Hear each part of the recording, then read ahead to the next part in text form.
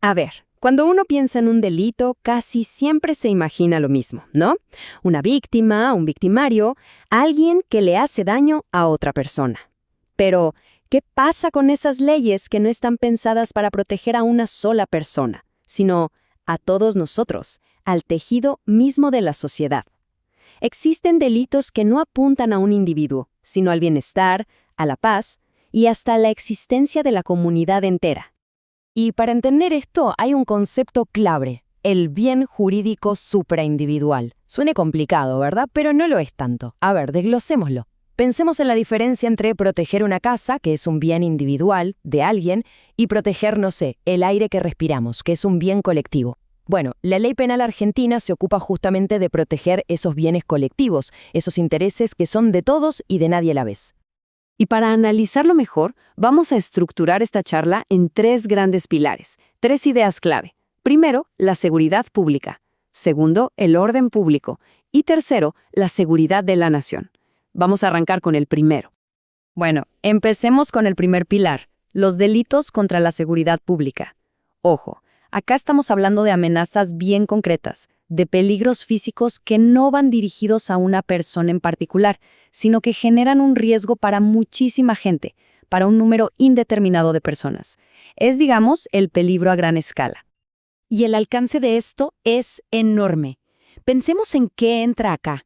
Desde provocar un incendio o una explosión, pasando por la tenencia ilegal de armas, hasta poner en peligro un tren lleno de pasajeros. Incluso se incluyen delitos que atentan contra la salud de todos, como por ejemplo adulterar alimentos o medicamentos. El factor común, al final, es siempre el mismo, el potencial de causar un daño masivo, indiscriminado. A ver, y fíjense en esto, que es una distinción crucial que hace la ley con las armas. No es lo mismo la tenencia, o sea, tener un arma en casa guardada, que la portación, que es llevarla encima, en la calle. Es lógico, ¿no? Las penas por portación son mucho más altas, porque el riesgo para el resto de la gente es inmediato y es directo.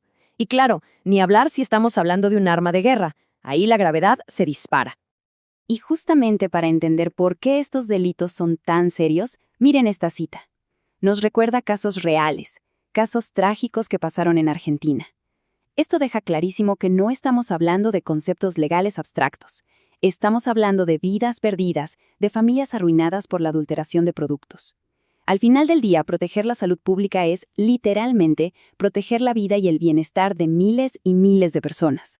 Bien, ahora pasemos al segundo pilar, que se construye un poco sobre el anterior. Acá dejamos atrás el peligro físico, lo tangible, para meternos en un terreno un poco más abstracto, las amenazas a la paz social y a la estabilidad de las instituciones. Este es el campo de los delitos contra el orden público.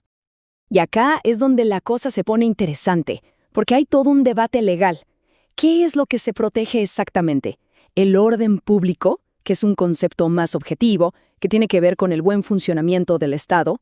¿O la tranquilidad pública, que es algo más subjetivo, esa sensación de paz y seguridad que sentimos como ciudadanos? Muchos juristas se inclinan por tranquilidad pública, porque pone el foco en cómo se siente la gente, en el bienestar de la comunidad.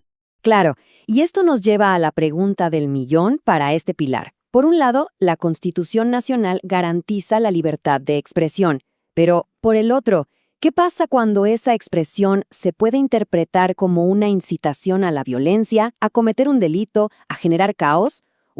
Encontrar ese equilibrio justo es uno de los desafíos más grandes para la justicia. Un ejemplo clarísimo de esto es el delito de asociación ilícita, y lo que llama la atención acá es que la ley castiga el solo hecho de formar parte de una banda criminal. O sea, no hace falta que lleguen a cometer los delitos que estaban planeando. La simple existencia de ese grupo ya se considera una amenaza para la paz social. Esta es la visión, digamos, mayoritaria. La explica muy bien el jurista Sebastián Soler. El delito es participar en la asociación. Con solo ser consciente de que se forma parte de un grupo que se formó para delinquir, ya es suficiente para ser culpable. ¿Por qué? Porque el peligro para el orden público ya existe, ya está ahí. Pero, como en todo debate, está la otra campana. La jurista Patricia Siffer plantea algo muy interesante.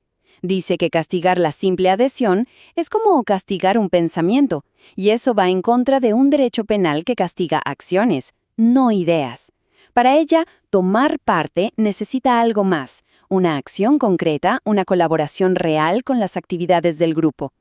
Como ven, es un debate fundamental sobre los límites del derecho.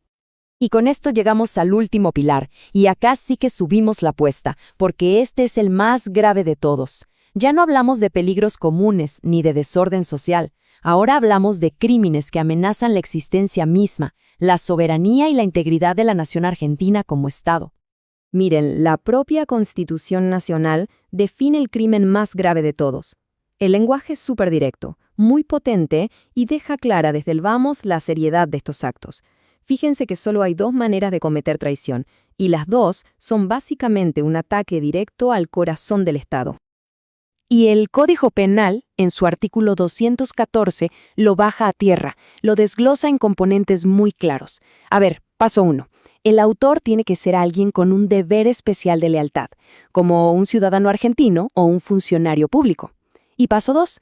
Tiene que cometer una de las dos acciones que define la Constitución. O toma las armas contra su propio país o colabora activamente con el enemigo. No hay mucho más que eso. Pero ojo, que la seguridad de la nación no se agota en la traición. Hay otros delitos en esta categoría.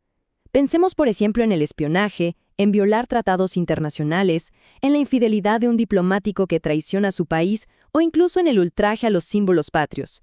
Cada uno de estos actos, a su manera, es visto como un ataque a la integridad y a la dignidad de la nación. Entonces, para resumir, recordemos estos 3 niveles de protección. La seguridad pública, que nos cuida del peligro físico, del daño concreto. El orden público, que protege la paz social, la tranquilidad. Y la seguridad de la nación, que protege la existencia misma del Estado.